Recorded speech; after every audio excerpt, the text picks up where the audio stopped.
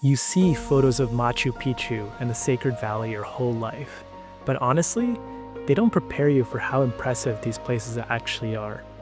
It's not just the history, it's the sheer scale of everything. You stand there looking at these massive peaks and ancient sites, and it just doesn't feel real. We spent the first part of our trip at the ruins, but the Sacred Valley afterward was just as incredible. It was one of those rare times where reality actually beat the expectations, and here's what it was like. Hey everyone, it's Shivam, and I am back for yet another solo adventure. Not necessarily solo this time, I am actually with my friend Saket, who I previously visited Costa Rica with, but unfortunately this time Shipra is not available. It is difficult to get time off during the year, and we've already taken a lot of time off for a lot of our other trips, so as a result, I'm doing this one with my friend, but I find myself today in Peru. More specifically, I am in the Sacred Valley area, getting ready to go visit Machu Picchu tomorrow. So it was actually quite a long journey to get out here. It took about 24 hours, honestly. It was a trip of ups and downs.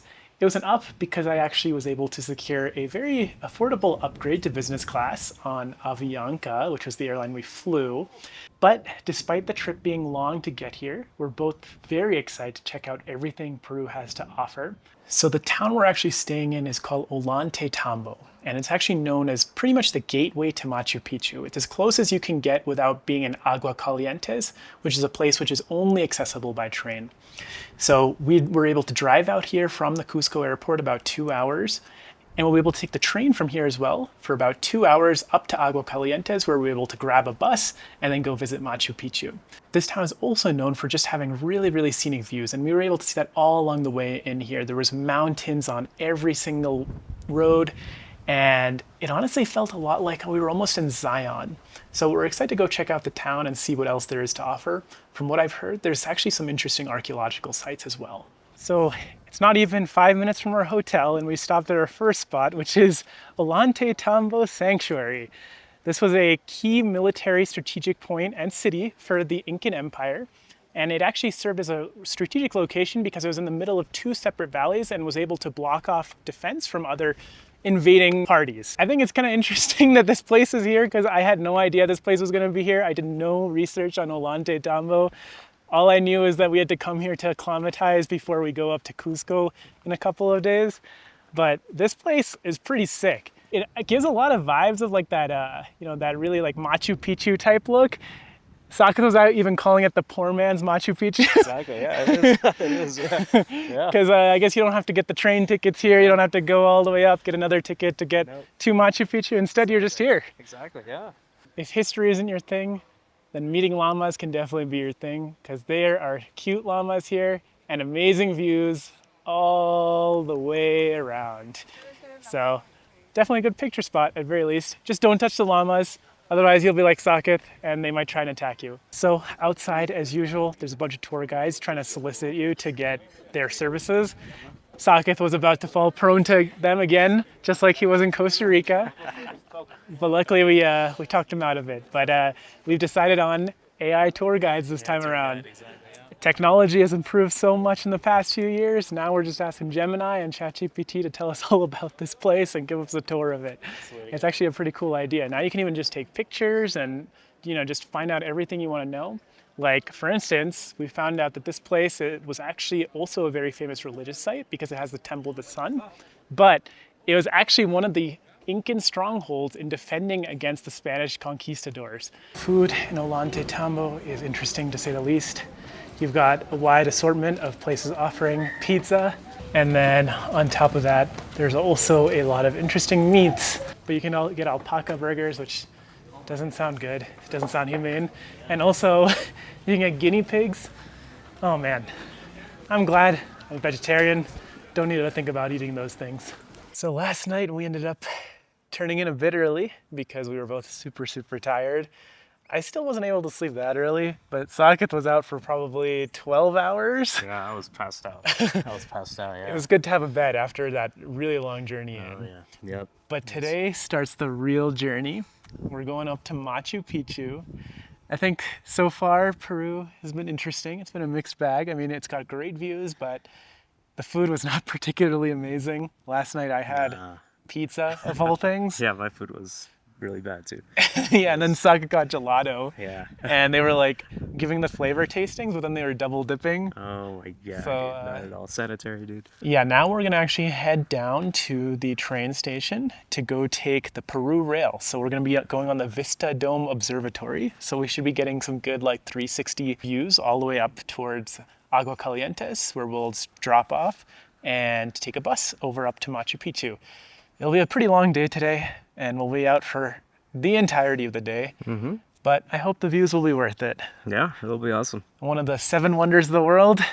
Time to be checked off our lists. So for one thing, you're able to go all the way to the back and you're able to check out the views from the outside, which is cool. And you're able to see the train tracks going back. And you're able to see the views like kind of in that back car as well. And there's like a bar and there's a lot of performances where they're doing live music and dancing and stuff like that, which was really cool. But on the unfortunate side, it seemed to have only lasted like 15 minutes or something. And then we're all told to go back to the original car. I'm not sure why, but like, I don't know why they can't just leave it open the entire time. But regardless, I guess it's a good experience. Definitely better than the regular ticket. But I don't know if it's going to be worth like the double premium, for instance. So finally getting off the train, then making our way over to the bus station. We had to wait for another 30 minutes and take another 30-minute bus. But we are finally here at the entrance of Machu Picchu. And honestly, the drive up was really, really something. Like, it was so beautiful. It felt like we were either in like Jurassic Park or like Skull Island from like King Kong or even Avatar, for instance. Like, the views are amazing. I've never seen anything like it where there's so many like peaks in just one area, and then like all the way down you see these river valleys. It's a really, really cool view, and I'm excited to see what views we have ahead. So after some research, we decided to do Circuit 2 because Circuit 2 is supposed to have the best views of Machu Picchu. And honestly, I am not disappointed so far because the further we go up, the better and better these views become. It's really crazy to be here right now. One of the 7 wonders of the world. And we're finally here after 2 days of getting here. The only real exposure I had to Peru was watching Paddington in Peru with Shipwreck that one time. So yeah, safe to say, this is better than the movie. So Machu Picchu is often referred to as the lost city because, not that it was lost, but it has an interesting background. For one, they're not quite sure of what it was actually used for. The working theory is that it was a retreat for a lot of royals. And there's agriculture, there's military compounds here as well. But the reason it was actually lost is because they seem to have somehow abandoned this area. So it's unclear as to why they abandoned it. The working theory there again is that when the Spanish conquistadors came to this area, they ended up moving around and moving various military fortresses and stuff like that. But after it was abandoned in the 1500s, it wasn't until the early 1900s that it was actually rediscovered by archaeologists. So that's kind of why it's called the Lost City. I did not expect it to be this breathtaking. This was what everyone thought of when, you say Peru trip, and it definitely does not disappoint. So that's amazing. One thing to be ready for if you're here is stairs. And they're not the best of stairs, but just watch your step and you'll be okay. But apparently, instead of taking the bus, you can also walk all the way up here. We saw some people taking these stairs all the way from the bottom, and it looked insane. But I heard online that it's literally just straight uphill the entire time. No break, no fun. For whatever reason, I honestly thought that Machu Picchu was going to be overhyped, overrated, and not as good as it was going to seem as the videos or pictures. But honestly, I'm proven wrong. Every single angle is just astounding, just beautiful views all around. Well worth the 3 to 4 hour trek to get here, and then probably another 3 to 4 hours to get back to Ollantaytambo. I think we got lucky with the weather too. Supposedly it's going to be raining over the next couple days, but luckily for us, perfectly clear skies, no clouds over the mountains. It's a great day. So we're now in the royal sector of Machu Picchu. These are where all the royals would live in the past. I unfortunately am not blessed to be a royal, but I guess if Shipra is here, she's got some of that Rajput blood and would be very welcome to be here. So Sakith, as a real estate specialist, what is your evaluation of the structures built here? It's pretty durable, at least. You know, it lasted 500 years, but yeah, I mean, I don't know, misses all the essentials. Like, you know, there's no roof, there's no, I don't even know where like the toilet is, nothing, dude. So you wouldn't keep a tenant here? No, dude, this would not meet code, dude. This would not meet code. It's funny, Machu Picchu is one of the 7 wonders of the world, and so is Stonehenge. And what's funny is that I heard some British people talking about how Stonehenge doesn't even compare, and yet here I am in Machu Picchu, about to head to Stonehenge in a matter of a couple of months from now. So I just passed through the area with a couple of temples, so the Temple of the Sun and the Temple of the Three Windows. The Three Windows I found particularly interesting because they kind of represent the 3 different realms that the Incans used to believe in. One was the humanly realm, the plane in which we exist today. One was the sky and the stars basically representing the gods above them. And one was kind of the underworld. And not the underworld in the sense of a bad way, but the underworld in the sense of where the spirits go after death. I don't have that much background in Incan mythology, but I guess I'm slightly qualified after reading some ChatGPT and also attending UCSD where we had Sun God Festival every year. Not that that has to do with anything. Good morning. So today is the last day of our time here in the Sacred Valley. We are actually packed up and about to head out of our hotel here in Ollantaytambo, and we are heading out on a tour today. But last night was interesting. After getting back from Machu Picchu, we ended up trying an Indian restaurant of all things, kind of an Indo-Peruvian mix.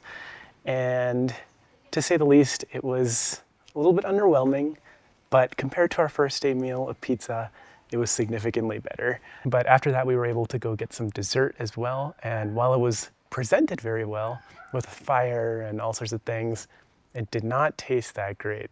But nevertheless, it was something to do while we were waiting for the train, because we had planned it in such a way that we had a big gap after Machu Picchu to be able to get to the train, just in case there was anything that would go wrong in terms of buses or anything like that. So we had about 2.5 hours in the city of Aguas Calientes before coming home. And the train home was a bit eerie, so it was only a single car this time as opposed to a big train, and it was completely pitch black pretty much the entire way back. There was some slight lighting in the car to be able to see what was going on inside, but outside, it was possibly some of the darkest place I've ever seen, other than like the once in a while tiny village on the side of the road. Now, today we are going to be checking out some of the most popular sites in the Sacred Valley. So we're excited to go check it out. So we've now come to the area of Maras, which is a very traditional salt mine. So below you can see lots of different pools for lots of different types of salt. There's almost 5,000 different pools. And the really cool part about this is that there's no industrial machines. So everything is done manually. They have to process the salt manually, and they actually drag the salt around manually as well. So it's a pretty cool place to check out. I'm gonna go down and get a little bit closer of a look. Brought all his professional gear out. A fun fact that you might not know is that this same camera and same lens was used to shoot some engagement photos for me and Shipra. We actually used those on the invites that we sent out for our wedding. So Sakith's the professional photographer, family photo man right here. What is particularly interesting about this salt mine is that it's been operational for over 1,000 years now. And they've been practicing the same practices for that many generations.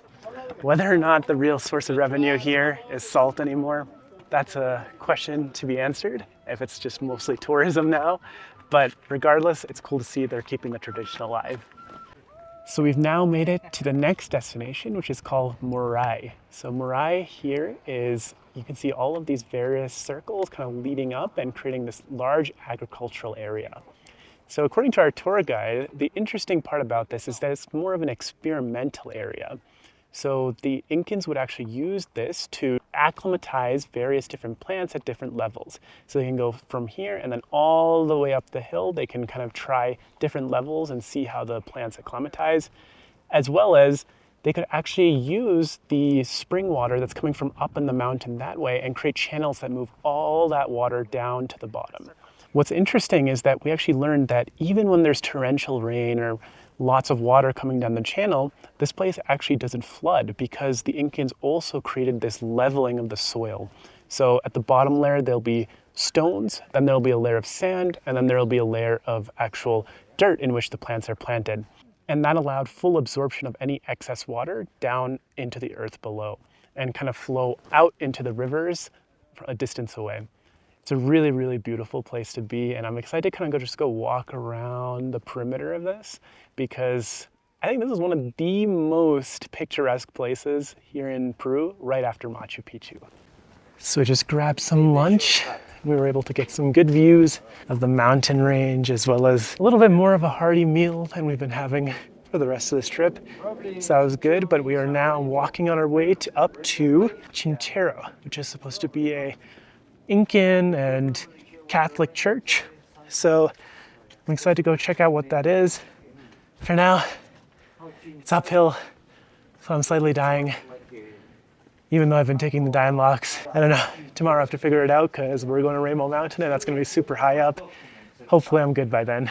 Although here at Chinchero we weren't able to see the inside of the famous church, I did find this place quite enjoyable. And that's mainly because of how peaceful it is.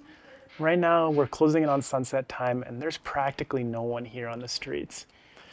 You get to see all the architectural marvels and see what all they've uncovered and restored over time from the Incans after the Spanish left, and all of that in complete silence and peace. So I really enjoyed that fact. It was also interesting to learn that the Spanish actually ruled over Peru for almost 300 years. So in that time, it's a surprise to anyone that they didn't destroy all of the Incan stuff. Unfortunately, I don't think the Europeans at the time had a very good track record of ruling over other countries. And I think places like here, as well as all over the world, of course, for me, India, really demonstrate that. But at least they didn't quite get to Machu Picchu, where we were able to go see yesterday.